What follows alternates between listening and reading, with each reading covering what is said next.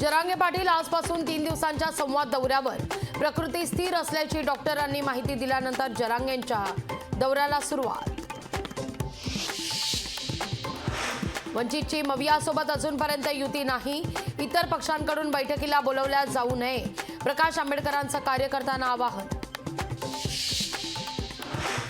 मवियाचा जागावाटपा संदर्भात एकमत असल्याची सूत्रांची माहिती. 3ही पक्षांकडून वरिष्ठांना अहवाल सादर.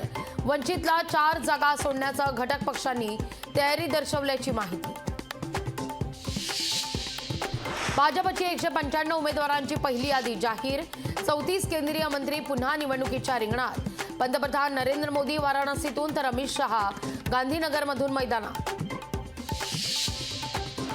ठाकरे गटाचे खासदार अनिल देसाईंना आर्थिक गुन्हे शाखेकडून समन्स. 5 मार्चला बाजू मांडण्याकरता उपस्थित राहण्याचे आदेश. घराणेशाहीतून राजकारणात आलेल्यांना निवडणुकीची भीती वाटतेय. संसदेत जाण्याकरता त्यांनी राज्यसभेचा मार्ग स्वीकारलाय. पंतप्रधान नरेंद्र मोदींची बिहारमधल्या सभेत राजद आणि काँग्रेसवर टीका. दिल्लीतल्या केंद्रीय मंत्रालयातील सचिवांची पंतप्रधान नरेंद्र मोदींच्या अध्यक्षतेत महत्त्वाची बैठक. आचारसंहिता लागण्यापूर्वी मोदी सरकारची ही शेवटची बैठक. छगन भुजबळांविरोधात विशेष न्यायालयानं जारी केलेला अजामीनपात्र वॉरंट रद्द. भुजबळ न्यायालयात हजर न राहिल्यानं करण्यात आला होता वॉरंट जारी. मुंबई महापालिकेत 52,000 पदं रिक्त. एकूण 1,45,000 जागांपैकी केवळ 92,000 कामगार कार्यरत. माहिती अधिकारातून बाब स्पष्ट.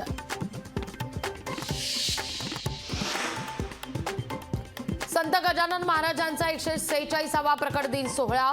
राज्यभरातून हजारोंच्या संख्येनं भाविक शेगावमध्ये. मध्य रेल्वेत मोटरमनच्या 30% जागा रिक्त. उर्वरित मोटरमनवर कामाचा ताण. स्पाइस जेटला बंगळुरू न्यायालयानं ठोठावला 60,000चा दंड. प्रवाशाला मुदतबाह्य मिल्कशेक दिल्याप्रकरणी दंड.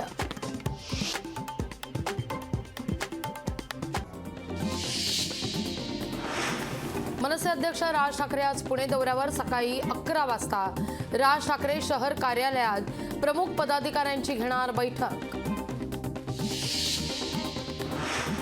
अजित पवार यांनी बोलावली आहे महत्त्वाची बैठक. 34 गावांच्या वाढीव टॅक्स आणि विविध विषयांवर अजित पवार सर्किट हाऊस इथं घेणार बैठक. उपमुख्यमंत्री अजित पवार आज अमरावती दौऱ्यावर. सकाळी 11:30 वाजता घेणार मेगाहॉट प्रकल्पाला सदिच्छा भेट.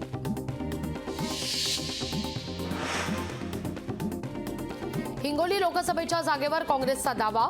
हिंगोली लोकसभेकरता संभाव्य उमेदवार म्हणून काँग्रेसच्या सचिन नाईकांचं नाव. काँग्रेस खासदार राहुल गांधी यांची न्याय यात्रा 12 मार्चला नंदुरबारमध्ये तर 17 मार्चला दादर चैत्यभूमी या ठिकाणी होणार न्याय यात्रेचा समारोप. राज्यातील वैद्यकीय महाविद्यालयांशी संलग्न रुग्णालयात जेनेरिक औषधाची दुकानं सुरू करण्यास परवानगी. वैद्यकीय शिक्षण विभागानं परवानगी देत केली 3 कंपन्यांची निवड. अल निनो यंदा उन्हाळ्याची तीव्रता जास्त जाणवणार.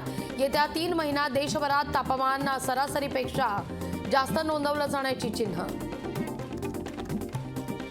पुणे विभागाकडून 14 आगारांमधील 500 एसटी बसेसचे सीएनजी मध्ये रूपांतर. प्रदूषण मुक्तीकरता राज्य परिवहन महामंडळाचा निर्णय. ठाण्यात पैशांचा पाऊस पाडण्याचा आमिष दाखवून 17 मुलींसह महिलांवर अत्याचार. 7 जणांच्या टोळीला अटक. टोळीमध्ये एका महिलेचा समावेश. लोकशाही मराठी ऐका, पहा, जागरूक रहा.